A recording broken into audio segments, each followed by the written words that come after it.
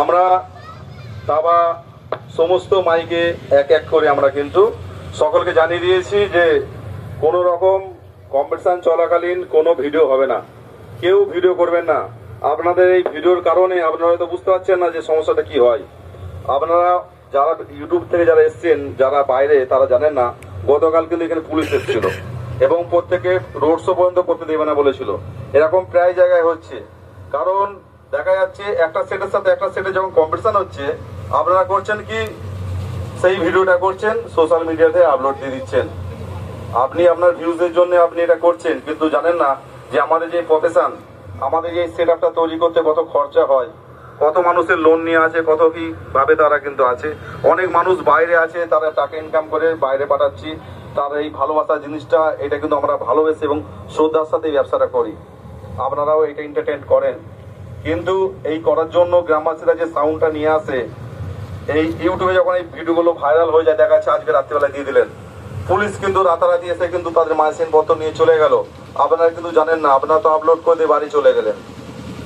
ভোগ যে আপনার এই সমস্ত যারা আছে গ্রামবাসী যারা, তারা তাই আমরা কিন্তু প্রত্যেক হুগলি ডিস্ট্রিক্টের তরফ থেকে এবং হুগলি বর্তমান সাউন্ডের তরফ থেকে কিন্তু প্রত্যেককে অনুরোধ করছি, প্রত্যেক ইউটিউবারকে, কম্পিটিশন চলাকালীন মাইক কিন্তু যখন মুখোমুখি বাজবে, তখন কিন্তু আপনারা কিন্তু কেউ ভিডিও করবেন না।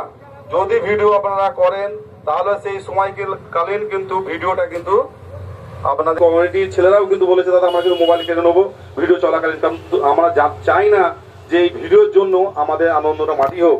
তাই আপনাদের প্রত্যেক ইউটিউবারকে অনুরোধ করছি, আপনারা কিন্তু কম্পিটিশন চলাকালীন কিন্তু কোনো রকম কোনো ভিডিও করবেন না।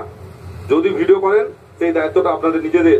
আমরা মাইক মালিক এবং অপারেটর এবং কমিটিকে বলে দিয়েছি কিন্তু যে আমাদের ইউনিয়নের তরফ থেকে আপনাদের কাছে দাবি একটাই, অনুরোধ, ভিডিও চলাকালীন যদি যখনই মাইক সেট মালিক বা অপারেটর যদি দেখে যে ভিডিও করছে, ও কিন্তু সেট বন্ধ করে দেবে।